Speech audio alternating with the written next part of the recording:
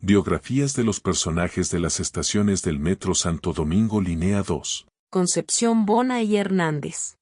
Nació en Santo Domingo el día 6 de diciembre de 1824. Desde joven dio muestras de amor a la patria y se mantuvo en todo momento al tanto de todos los acontecimientos independentistas. Concepción era hija de don Ignacio Bona, el firmante número 90 del manifiesto del 16 de enero de 1844. Era también sobrina carnal del prócer de la independencia dominicana Juan Alejandro Pina, uno de los 9 fundadores de la Sociedad Secreta La Trinitaria. Con apenas 19 años en 1844 era una ferviente admiradora de los trinitarios y decidida duartista. Vivía frente al baluarte del conde junto con su prima María de Jesús Pina y junto a esta había preparado la bandera siguiendo los lineamientos trazados por Duarte. La noche del 27 de febrero, en el momento sublime de la proclamación de nuestra independencia, cruzó hasta el baluarte, acompañó a los patriotas y pudo presenciar con orgullo, como flotaba al viento de la libertad el paño simbólico de la República naciente. Confeccionó la primera bandera dominicana, la misma que ondeó airosa en el asta del baluarte la noche del 27 de febrero. Concepción Bona y Hernández contrajo matrimonio con Marcos Gómez y Carvajal. El matrimonio procreó 5 hijos: Marcos Antonio, Manuel de Jesús, José María, Elvira y Rafael María. Trina de Moya de Vázquez.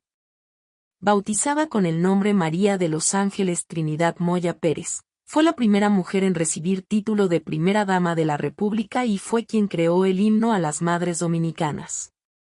Nacida el 13 de enero de 1863, en la ciudad de La Vega, hija de Román Martín de Moya Portes y Antonia Mauricia Pérez, quienes procrearon otros 7 hijos.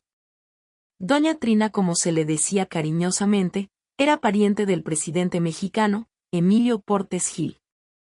Entre estudios, actos sociales, obras de caridad, entre otros, transcurrió la niñez de esta fina dama. Su interés por la literatura le nació desde muy joven, ya que componía obras poéticas, aunque las destruía por considerarlas mediocres. Cuando contaba con 25 años de edad, unió su vida en santo matrimonio en 1888 con el joven político mocano, general Felipe Horacio Vázquez y Lajara, mejor conocido como Horacio Vázquez, quien fue presidente del país en varias ocasiones.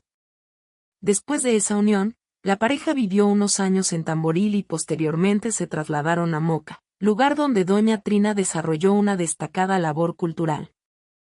Años más tarde, en 1899 escribió el poema El Estudio, publicado el 15 de marzo en la revista Ilustrada número 16. También, escribió el poema El Campo. Ningunas de esas composiciones fueron firmadas con su nombre, sino bajo el seudónimo de T. Colombina. En 1904, funda el Club de Damas de Moca y el Club de Damas de Santiago, los cuales presidió y en donde realizó una gran labor cultural y humanitaria. Esta fina dama de la pluma publicó en 1929 el libro de versos Patria y Hogar, con el prólogo del ilustre poeta dominicano Fabio Fiallo. En su posición como primera dama realizó trabajos de obras sociales en beneficio de la niñez y los adultos mayores. Acompañaba a su esposo a los viajes al interior y exterior del país. Doña Trina dejó sembrado una huella de humanitarismo y de una labor sociocultural. El himno a las madres fue estrenado el 30 de mayo de 1926 con música del sacerdote Manuel de Jesús González, en el convento de los dominicos. En 1936 quedó viuda al perder a su bien amado esposo, quien recibió cristiana sepultura en la iglesia de Villa Tamboril. Doña Trina falleció aquejada de salud el 13 de mayo de 1943 en Puerto Rico, donde fue a recibir tratamientos médicos. Rosa Protomártir Duarte Díez. Hermana del padre de la patria Juan Pablo Duarte, aportó a la causa de la independencia dominicana, integrándose y participando activamente.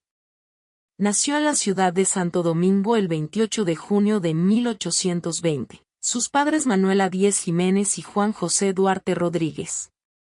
Estuvo comprometida con la Sociedad Secreta La Trinitaria, que fundó Duarte, y en la que encabezó la rama femenina, participando de manera firme y decidida en la gesta independentista de 1844. Sus aportes para con la nación dominicana son considerados por el historiador Emilio Rodríguez de Morici como el Nuevo Testamento de la Historia Dominicana. Es la autora del códice titulado Apuntes para la Historia de la Isla de Santo Domingo y del Diario de Rosa Duarte, considerado por los historiadores como la principal fuente documental fiable sobre la vida y trayectoria política del padre de la patria Juan Pablo Duarte y Díez.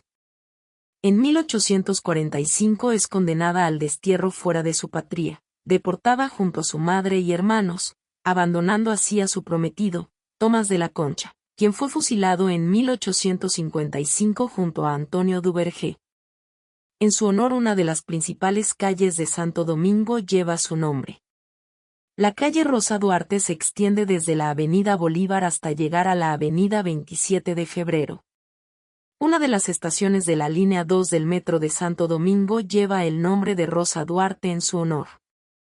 El 28 de junio de este año se conmemoró el bicentenario de su nacimiento por su compromiso y entrega a la causa independentista de 1844, por lo que Rosa Duarte es merecedora de la distinción y veneración que el pueblo dominicano dispensa a sus héroes y heroínas nacionales a través del traslado de sus restos mortales al Panteón de la Patria.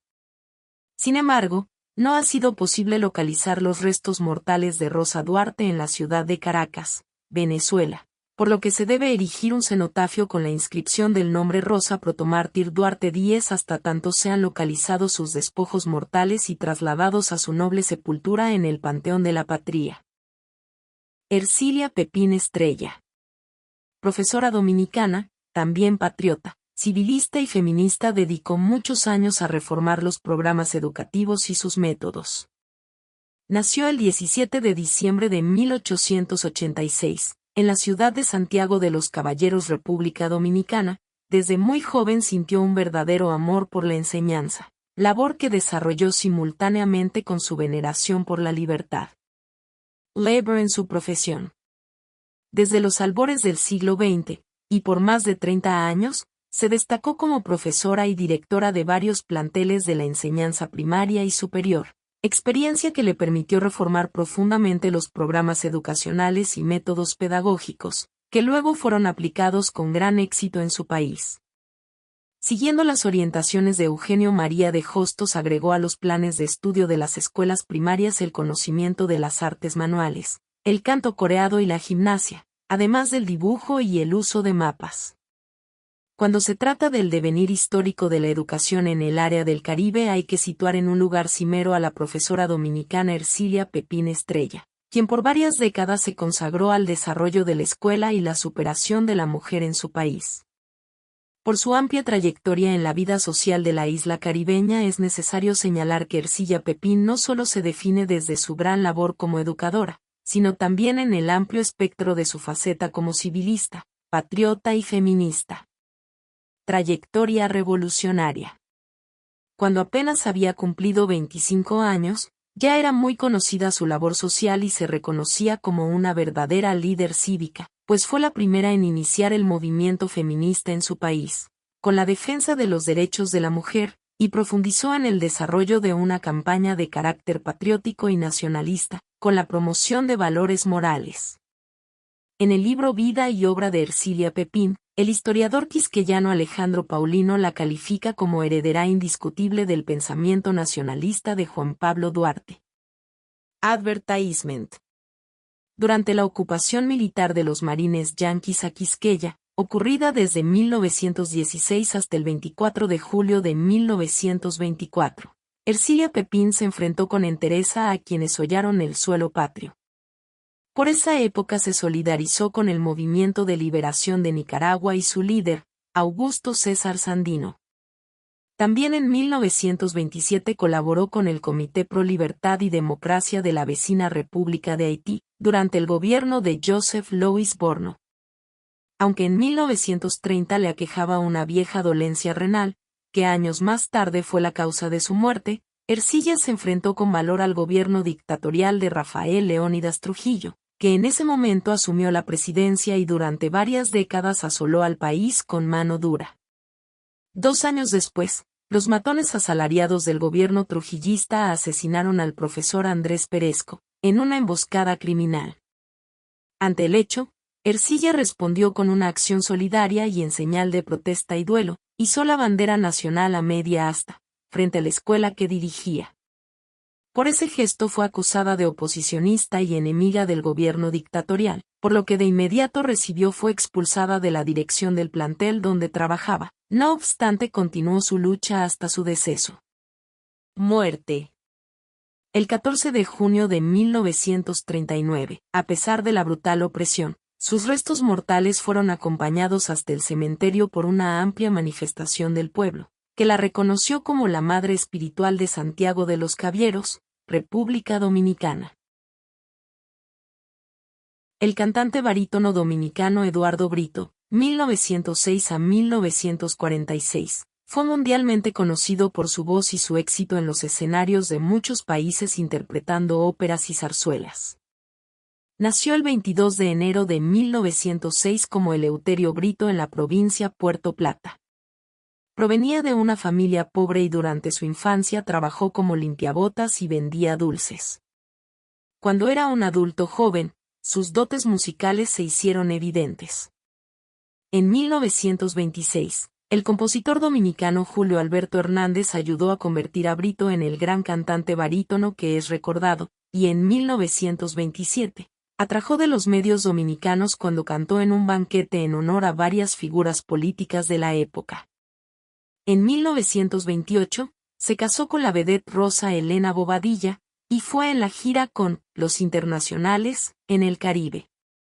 En 1929, Eduardo Brito viajó a Nueva York donde grabó un gran número de piezas, y actuó junto con su esposa en el lujoso Hotel Waldorf Astoria y los teatros RKO. En 1932, Brito y su esposa formaban parte de una compañía organizada por el compositor cubano Eliseo Grenet que realizaba una gira por España. Esta gira marcó el comienzo de la aclamación internacional del cantante dominicano que lo llevó a actuar en los mejores escenarios de muchos países. Después de 4 años de máximo esplendor, la carrera de Eduardo Brito comenzó a declinar. La Guerra Civil Española forzó al cantante a regresar a su patria en 1937. Aunque su voz se fue perdiendo y su mente fue descontrolando, Brito continuó realizando giras con frecuencia en Latinoamérica. El cantante dominicano sufría de una sífilis cerebral, resultando en delirios y otros trastornos nerviosos. Falleció el 5 de enero de 1946. En honor a la carrera de Eduardo Brito, el Teatro Nacional de Santo Domingo lleva su nombre. Otros músicos destacados de la República Dominicana.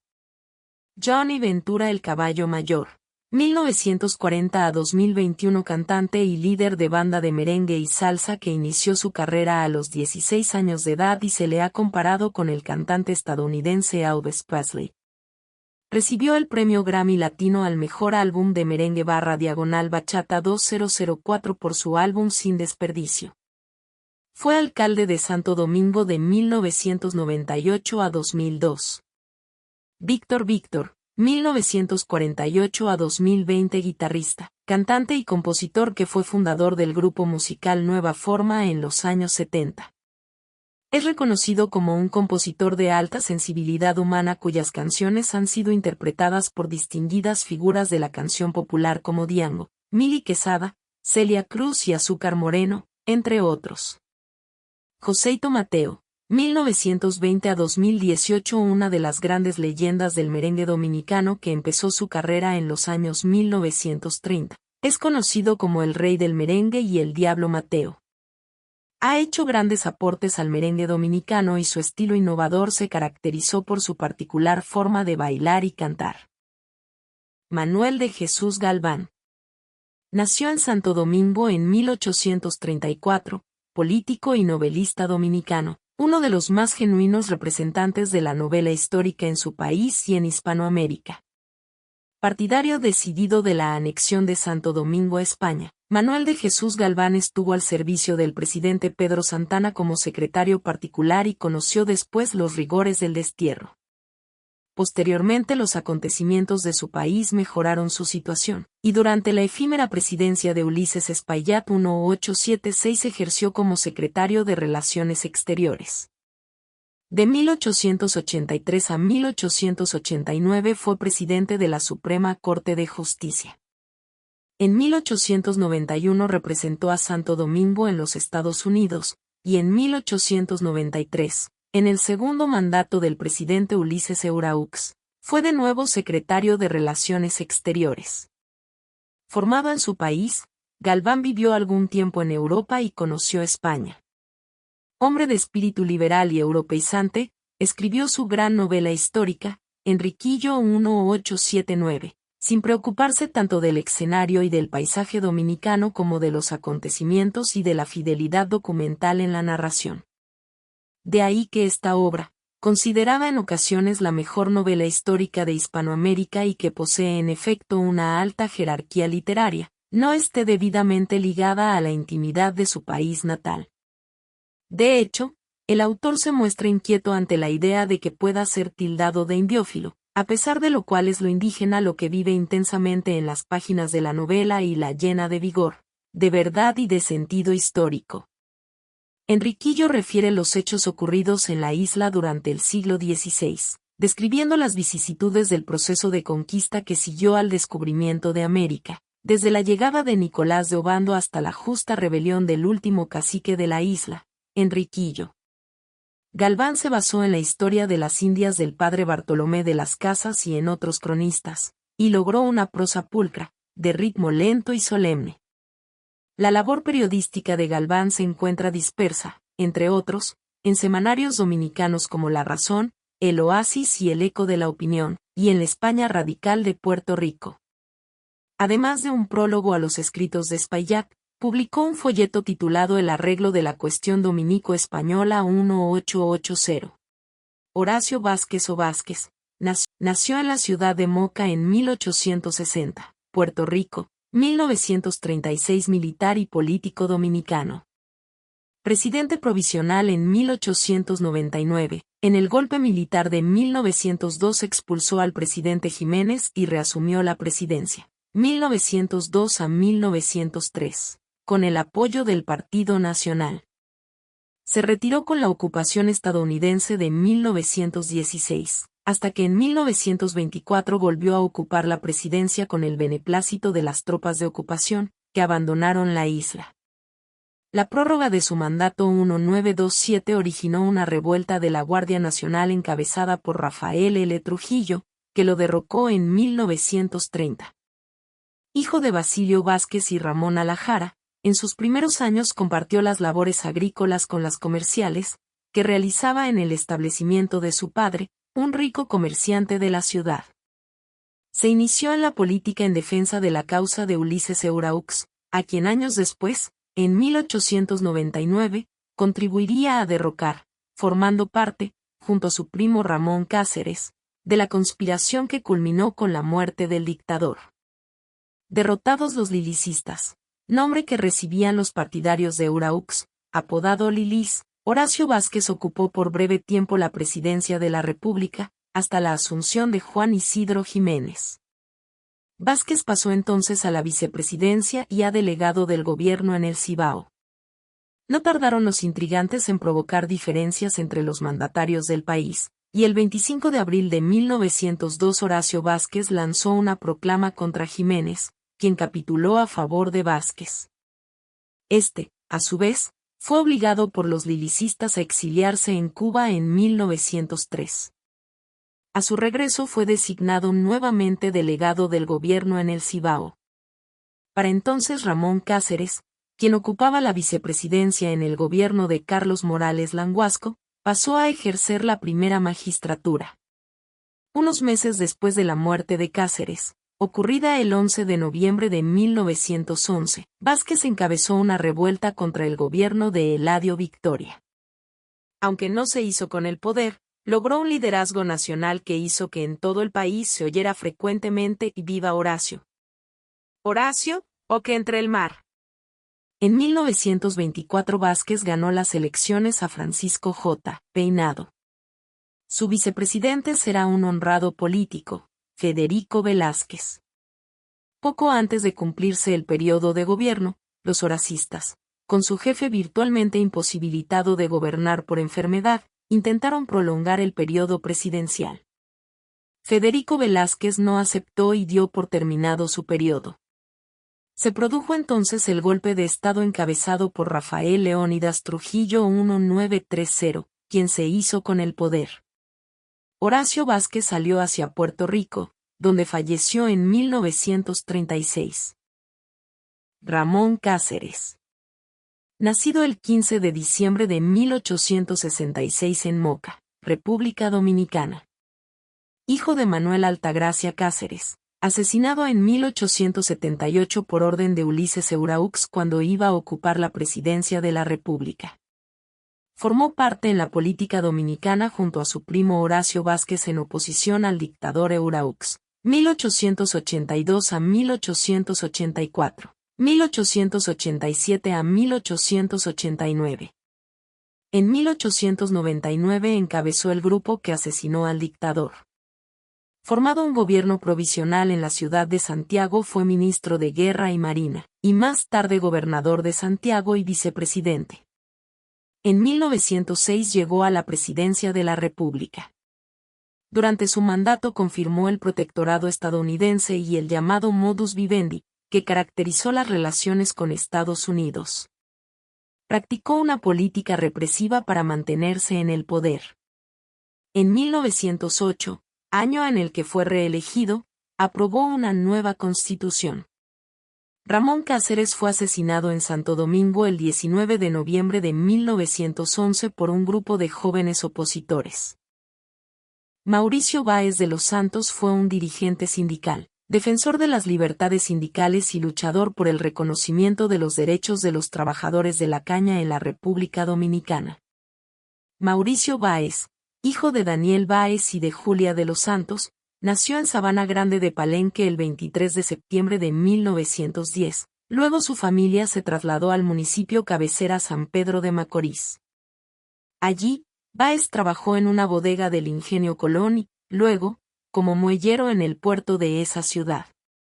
En 1930 se inició en las actividades sindicales integrándose a asociaciones e instituciones de su época, siendo un miembro activo de su gremio, desde el cual estimuló y organizó otras instituciones de igual índole en diferentes provincias. Logró organizar a más de 30 gremios sindicales en toda la provincia de San Pedro de Macorís. Con ellos fundó la Asociación Local del Trabajo de San Pedro de Macorís. La Gran Huelga. Mauricio Báez, miembro de la Federación Local del Trabajo de San Pedro de Macorís, fue el líder obrero más importante de la década del 40. El joven dirigente, a través de los periódicos El Combate y El Federado, aprovechó la apertura engañosa del régimen del generalísimo Rafael Leónidas Trujillo para promover y organizar la lucha de los trabajadores de la región este, principalmente en La Romana y San Pedro de Macorís.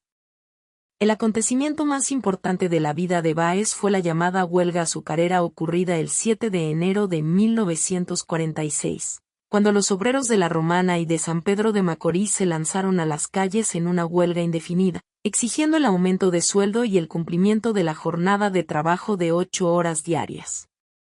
Después de dicha huelga, Rafael Leónidas Trujillo empezó una oleada represiva contra los movimientos sindicales de la región este, asesinando y encarcelando a decenas de sus miembros, algunos de los cuales se refugiaron en la Embajada de México, siendo finalmente exiliados.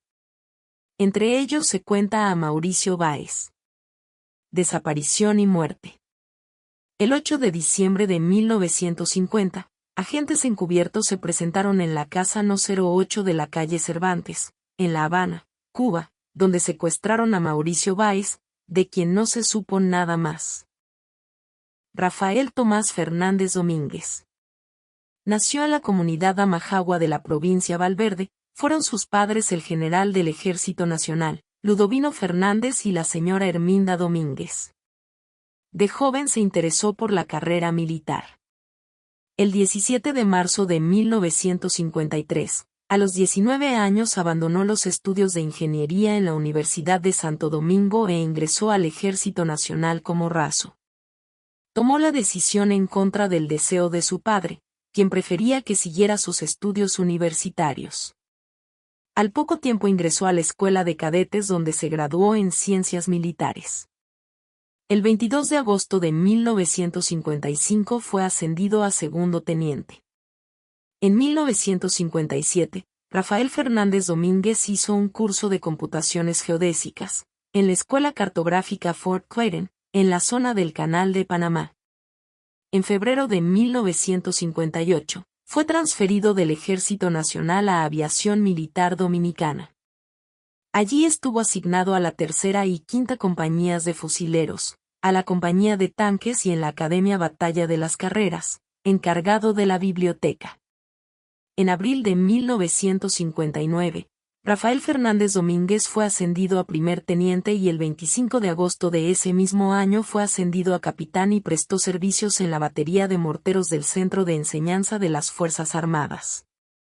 Fue de los oficiales que se resistió a participar en acciones represivas contra los presos políticos que eran recluidos en las cárceles del 9 y la 40 por disposición de la dictadura de Trujillo. La figura de Rafael Fernández Domínguez, ascendido a teniente coronel y designado jefe de la base aérea de San Isidro y subjefe de Estado Mayor de la Fuerza Aérea, adquirió una estatura extraordinaria en el seno de las Fuerzas Armadas. Su liderato entre la oficialidad subalterna era amplio y profundo y los oficiales superiores, aun los de más edad que él, lo respetaban. A mediados de ese año fue transferido de nuevo al Ejército Nacional y enviado a Panamá a realizar un curso especial en la Escuela de Estado Mayor. Obtuvo el segundo lugar en calificaciones entre un grupo de 31 oficiales superiores de diferentes ejércitos de América Latina. Golpe de Estado. Al regreso de Panamá conoció al profesor Juan Bosch, candidato presidencial del PRD y manifestó simpatías por el líder político. Se inició entonces una estrecha amistad y una relación paternal del dirigente político hacia el joven oficial. Bosch tomó posesión el 27 de febrero de ese año en medio de una oposición hostil de los sectores más conservadores del país, encabezados por Unión Cívica Nacional, la alta jerarquía de la Iglesia Católica y la Embajada de los Estados Unidos. A ellos se sumaba, en increíble actitud de inmadurez, el Movimiento Revolucionario de Izquierda integrado por el 14 de junio, el Movimiento Popular Dominicano, MPD, y el Partido Socialista Popular, PSP. Para ese momento la conspiración había comenzado. En abril fue promulgada la Constitución que contenía importantes conquistas sociales y económicas y que además de organizar el Estado, era un ajustado y moderno programa de gobierno. El 25 de septiembre el gobierno de Bosch fue derrocado. Fernández Domínguez intentó tomar el Palacio Nacional acompañado de un reducido grupo de oficiales, pero Bosch rechazó el intento considerando que sería un suicidio. El PRD no estaba en condiciones de realizar actividades públicas de apoyo o distracción para una acción de esa naturaleza, al ser depuesto el gobierno constitucional del presidente Juan Bosch. El coronel Fernández Domínguez intentó organizar el movimiento de resistencia militar. El 23 de octubre de ese mismo año fue nombrado por el gobierno de facto del Triunvirato, agregado militar dominicano en España. Desde España escribió a sus compañeros de armas exhortándoles a continuar con los preparativos del contragolpe. En diciembre de 1964 logró un permiso para entrar al país por 3 días y aunque estaba continuamente vigilado, logró establecer contactos con los simpatizantes del movimiento conspirativo contra el Triunvirato, al cual y por invitación suya, se incorporó el coronel Francisco Alberto Caamaño Deñó. Revolución de Abril. El movimiento se inició prematuramente el 24 de abril de 1965 con el objetivo de restablecer en el poder al gobierno constitucional de Bosch y la vigencia de la Constitución de 1963. Rafael Tomás se trasladó desde Chile a Puerto Rico. No obstante su ausencia, por indicación de Bosch, Caamaño lo designó en su gabinete ministro de Interior y Policía. Regresó a territorio nacional el 14 de mayo de 1965, enviado por Bosch, como portador de la Fórmula Guzmán, acordada entre el expresidente y los representantes de Lyndon Johnson, presidente de los Estados Unidos. En la Guerra de Abril de 1965, Rafael Fernández Domínguez desempeñó un papel de primera línea y murió cuando se dirigía a tomar el Palacio Nacional y fue sorprendido por una emboscada que tendieron los militares estadounidenses. Juan Pablo Duarte nació el 26 de enero de 1813 en la ciudad de Santo Domingo. Fue bautizado en la iglesia de Santa Bárbara el 4 de febrero de 1813. Hijo del comerciante español Juan José Duarte y de Manuela Díez, oriunda de El Ceibo, República Dominicana, hija a su vez de padre español y madre dominicana. Cuando las tropas del haitiano Toussaint Louverture llegaron al país en 1801, los Duarte viajaron a Puerto Rico, donde nació su hijo Vicente Celestino. La familia regresó terminada la Guerra de la Reconquista en 1809, cuando el país volvió a ser colonia española. Siendo joven, Juan Pablo Duarte viajó a Estados Unidos y Europa. Cursó estudios en España y se convirtió en el líder de la Trinitaria, una sociedad secreta de ideas independentistas. Duarte puso parte de sus bienes al servicio de la independencia, provocando su ruina económica y la de su familia, poseedora de muchos bienes procedentes del comercio marítimo que creó su padre. En el año 1843, cuando se inició la Guerra de la Independencia contra la dominación haitiana, Juan Pablo Duarte encabezó a los insurgentes. Fracasada la rebelión, de carácter liberal progresista, se exilió en Venezuela. En 1844 regresó tras la llamada que le hacen los dirigentes del movimiento iniciado el 27 de febrero, Bobadilla y Santana, para luchar por la independencia de la República Dominicana. Juan Pablo Duarte llegó a la presidencia de la nueva república, pero por muy poco tiempo, ya que las desavenencias con Francisco del Rosario Sánchez le llevaron a ceder el poder tras el triunfo de la insurrección del general Pedro Santana. Los conservadores quisieron someter la nación a las potencias coloniales. Expulsado del país, se refugió nuevamente en Venezuela. Con el triunfo de los independentistas dominicanos ofreció sus servicios a los nuevos dirigentes, quienes le encomendaron el desempeño de funciones diplomáticas.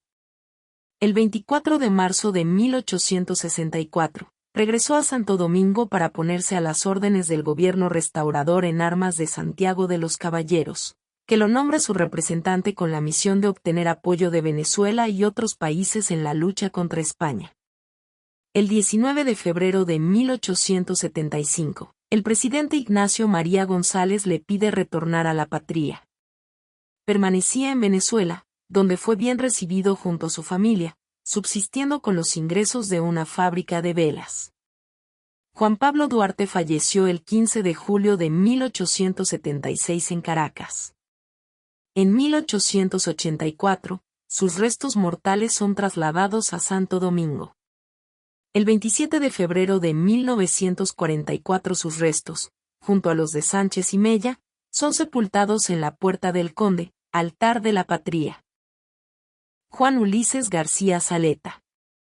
Nació en 1925. Padre del olimpismo dominicano. Graduado de ingeniero civil en la Universidad Autónoma de Santo Domingo. Desde muy joven, mostró sus cualidades como atleta, propulsor, dirigente y constructor deportivo. Como atleta practicó atletismo, boxeo, voleibol, baloncesto, béisbol, natación, ciclismo, patinaje sobre ruedas, equitación y tenis de mesa.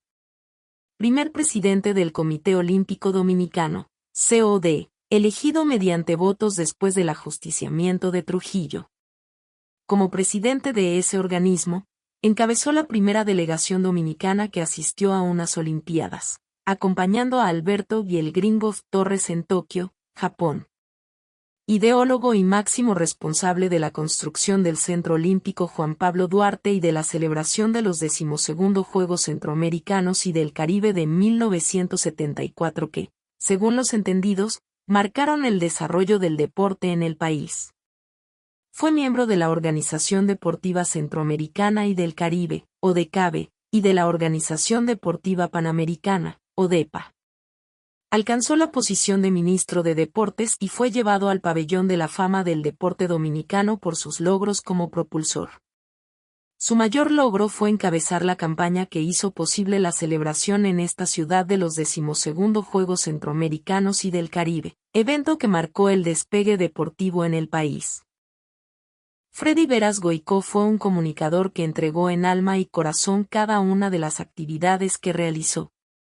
Se destacó como humorista, productor, actor, escritor y conductor de televisión. Freddy Veras Goicó nació en el año 1940 en El Ceibo, República Dominicana. Durante los años de 1950, su familia huyó de República Dominicana, debido al fuerte régimen dictatorial del mandatario Rafael Leónidas Trujillo y se asentaron en Colombia, donde permanecieron por varios años. Todo esto ayudó para darle forma a su estilo único de comedia, haciéndolo bien conocido para su llegada. Veras Goicó volvió a su país natal en los años 60 y empezó su carrera trabajando como camarógrafo. Luego trabajó en publicidad y anuncios, pero siempre relacionado con lo que le gustaba, la televisión. Empezó creando shows de comedia para radio y TV, y conoció muchos amigos que se convirtieron, junto con él, en el mejor equipo cómico de la televisión dominicana, como Felipe Polanco, Cuquín Victoria, Cecilia García, el fenecido Milton Peláez y otros más. Su programa de televisión, El Gordo de la Semana, se convirtió en su espacio de marca registrada y permaneció más de 30 años en el aire. También otro conocido fue Punto Final, un show nocturno bien recordado por sus actos chistosos. Fallecimiento. El comunicador Freddy Veras Goicó fue diagnosticado con cáncer de páncreas en el año 2008. Desde el 5 de noviembre del 2010 estuvo ingresado en el Hospital Mount Sinai Center, Nueva York, y ya para el 18 de noviembre del mismo año falleció a causa de la misma enfermedad. Su muerte fue confirmada vía la red social Twitter por su hijo Giancarlo Veras Goicó. Con mucho dolor anuncio el fallecimiento de mi padre. Infinitas gracias a todos por su solidaridad en estos días. Paz a sus restos. Freddy compartió con su nuera, la también comunicadora Pamela Sur, la conducción de su espacio nocturno, con Freddy y Punto. Freddy fue uno de los comunicadores más queridos y respetados en la República Dominicana por su gran labor en los medios de comunicación. Velatorio y entierro.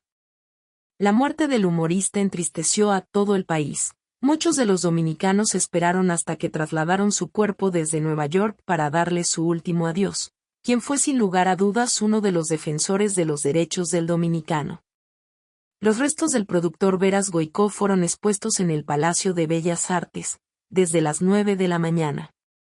El entierro se llevó a cabo 3 días después de su fallecimiento el domingo, 21 de noviembre, desde la 1 de la tarde hasta las 3 de la tarde en el cementerio Puerta del Cielo. Pedro Mir.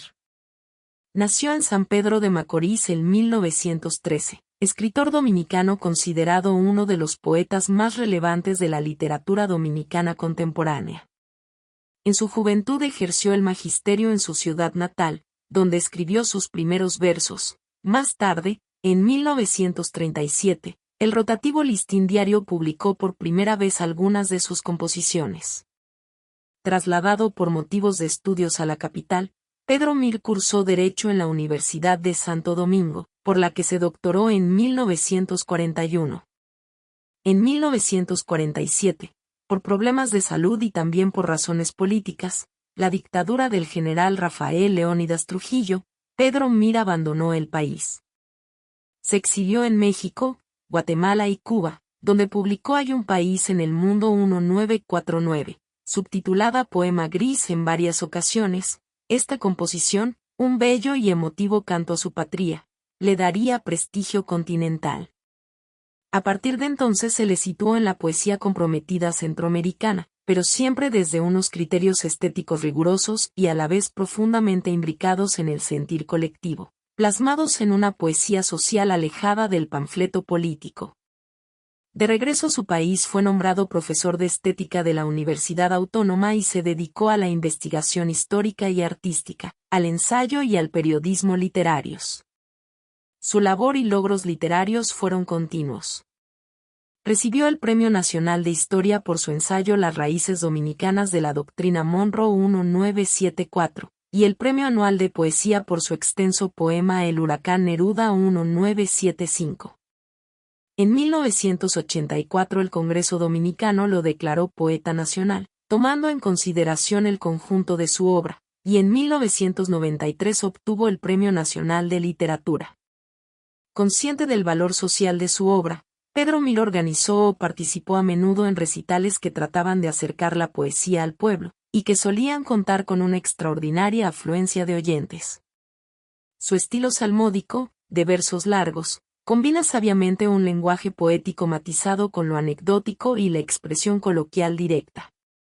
Su lírica es minuciosa. Ejemplo de ello es Tres leyendas de colores 1969, donde sorprende por su capacidad para la recreación de hechos históricos. Enlaza en un solo hilo narrativo las tres primeras rebeliones de clase en la América española. Describe los tintes raciales que las caracterizaban y los identifica con sus orígenes sociales.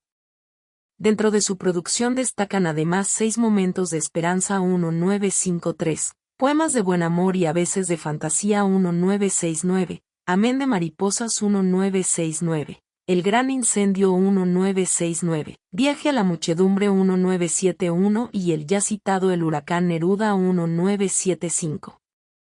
Publicó también los ensayos El gran incendio 1969, Apertura a la estética 1974 y Fundamentos de teoría y crítica de arte 1978. Ulises Espaillat.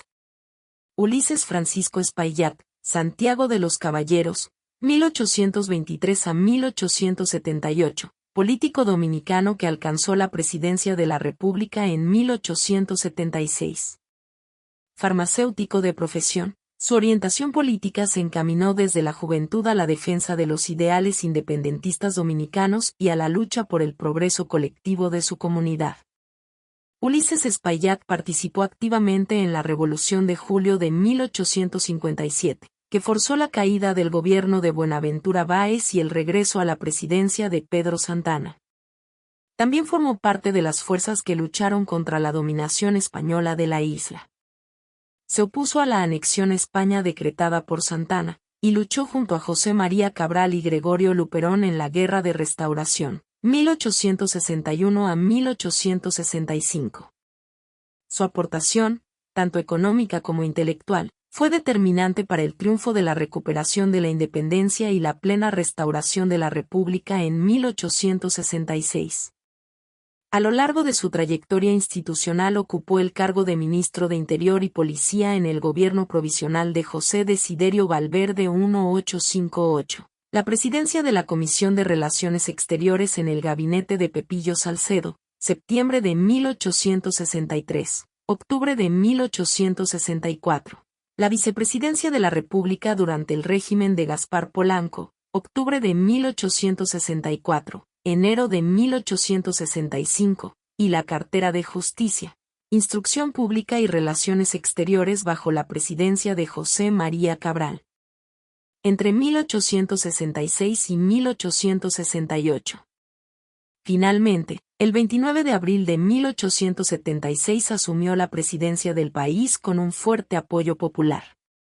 En el ejercicio de su breve mandato hizo gala de un talante político poco habitual en la época y trató de gobernar según los dictados constitucionales y democráticos, rodeándose de los hombres más capaces de la nación, al margen de sus adscripciones políticas. Empeñado en moralizar la administración pública, Ulises Espaillat empezó por rebajar su sueldo y el de los altos funcionarios, se negó a firmar decretos de muerte, respetó la prensa y regularizó las erogaciones del gobierno. Introdujo con todo ello un modelo de gobierno poco grato para altos cargos civiles y militares acostumbrados a recibir privilegios y prebendas del poder. Las pugnas entre los azules de Cabral y los rojos de Buenaventura Báez, junto con la bancarrota del país, hicieron imposible su gobierno. No tardaron en producirse alzamientos y revueltas contra el Ejecutivo y, aunque contaba con el respaldo de la mayoría del pueblo dominicano, Espaillat solicitó a la Junta de Gobierno ser relevado en su cargo. El 5 de octubre de 1876 abandonó el Palacio Nacional y una junta gubernativa liderada por Pedro Tomás Garrido asumió el poder. Sus ideas quedaron plasmadas en escritos de Espaillat 1909 e Ideas de Bien Patrio 1962, ambas publicadas después de su muerte. Francisco Gregorio Villini. Santo Domingo, 1844 a 1898, escritor, político y pedagogo dominicano. Presidente de la República, 1884 a 1885. Renunció tras negarse a limitar la libertad de imprenta. Es autor de la novela costumbrista Banío en Gracia y Antoñita 1892 y de diversas obras dramáticas.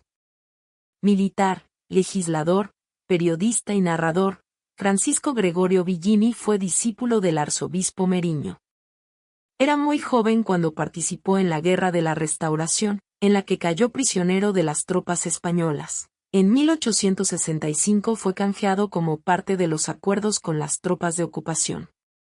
Combatió, con sus escritos primero y con las armas después, al llamado gobierno de los 6 años de Buenaventura Báez. Como miembro del Partido Azul, ocupó diversos cargos públicos, fue diputado, senador y ministro de la Guerra, entre otros cargos de importancia. En 1884 ganó la presidencia de la República en unas elecciones en las que tuvo como rival a Casimiro Nemesio de Moya. Durante su gobierno, que duró solo alrededor de un año, las libertades públicas fueron respetadas al máximo. Fue, sin lugar a dudas, un intento de democratizar el país que lamentablemente fracasó, como antes había fracasado el de Ulises Francisco Espaillat. Durante el discurso de renuncia pronunció una frase reveladora de su pensamiento: mis enemigos creerán que estoy bajando. Pero siento que estoy de pie sobre la cumbre. Retirado a su casa, Francisco Gregorio Villini se dedicó a escribir y en 1892 publicó su novela Banío en Gracia y Antoñita.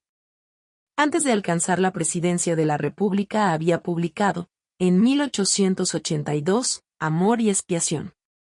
Falleció en su ciudad natal el 28 de noviembre de 1898. Pedro Francesco Bonó. Este singular pensador dominicano tiene el mérito de ser, además de un patriota abnegado, el primero en estudiar la idiosincrasia dominicana como sociólogo. Conozcamos este extraordinario ser humano. Sociólogo, pensador y político dominicano, nació en Santiago de los Caballeros el 18 de octubre de 1828. Estuvo entre los organizadores del gobierno restaurador, del que fue miembro de la Comisión de Guerra y consejero del presidente Pepillo Salcedo. Fue un patriota que defendió a la República Dominicana en momentos cruciales. Se desempeñó como miembro del Senado y de la Cámara de Diputados. Fue encargado de Relaciones Exteriores durante la época de la Restauración y luego fue encargado de Justicia e Instrucción Pública. Se desempeñó como Inspector General de Agricultura y miembro de la Suprema Corte de Justicia. Además es considerado como el primer sociólogo dominicano y sus apuntes, Las clases trabajadoras dominicanas, constituyen un estudio pionero sobre la composición social criolla. Fue redactor de importantes documentos oficiales. Cumplió misiones en calidad de comisionado de guerra y fue enviado en labores diplomáticas ante el gobierno de Fabre Gefrard, en Haití. Protestó enérgicamente por el fusilamiento de Salcedo y se retiró a su casa en San Francisco de Macorís, sin asumir más funciones oficiales hasta que, después de la evacuación de los españoles, fue secretario de Relaciones Exteriores durante el corto gobierno del general Cabral. Falleció en San Francisco de Macorís el 13 de septiembre de 1906. Bonó, figura cimera del pensamiento social dominicano decimonónico, representa la genuina actitud científica, que debe valorarse en el discurso científico actual de la historia, la antropología y la sociología, teniendo como paradigma al hombre común. María Montés. Cuando para la mayoría de los dominicanos Hollywood era un lugar tan lejano como imposible, esta joven logró no solo introducirse en el sino deslumbrar a todos con su impresionante belleza caribeña y su talento en la actuación. María África Gracia Vidal de Santos Silas, Es el nombre con el que fue declarada la primera dominicana en figurar como actriz en la más grande de las industrias cinematográficas del mundo, aunque fue con el nombre de María Montés por el que es reconocida por todos. Esta diva quisqueyana nace el 6 de junio de 1912 en la ciudad de Barahona, dentro de una familia pudiente que le facilitó el sueño de ir a la ciudad de Nueva York a probar suerte cuando contaba con solo 23 años. Dada su impactante belleza y su afición a la moda, se inclina precisamente por esta área laboral obteniendo empleo sin complicaciones. Poco tiempo después fue contratada por los Estudios Universal a finales de los 40 para participar como actriz en sus producciones. De inmediato se hizo necesario la adquisición de un nombre artístico más comercial y fácil de recordar que el propio. La artista eligió mantener su primer nombre y cambiar su apellido por el de una bailarina llamada Lola Montés. Es en 1941 cuando aparece por primera vez en la pantalla grande en una película de ciencia ficción titulada La Mujer Invisible 1940. A esta producción le sucedió Las Mil y Una Noches 1942, La Salvaje Blanca 1944, La Reina de Cobra 1944, Sudán 1945, entre otras más donde Montés resaltaba por la belleza exorbitante de la que era dueña. A esta característica se debió el apelativo de ciclón caribeño. Otro nombre por el que es reconocida es el de la Reina del Technicolor, debido a que la mayoría de las películas en las que participó fueron grabadas con una técnica de fotografía coloristas que sirvió de antesala a lo que sería el cine a color.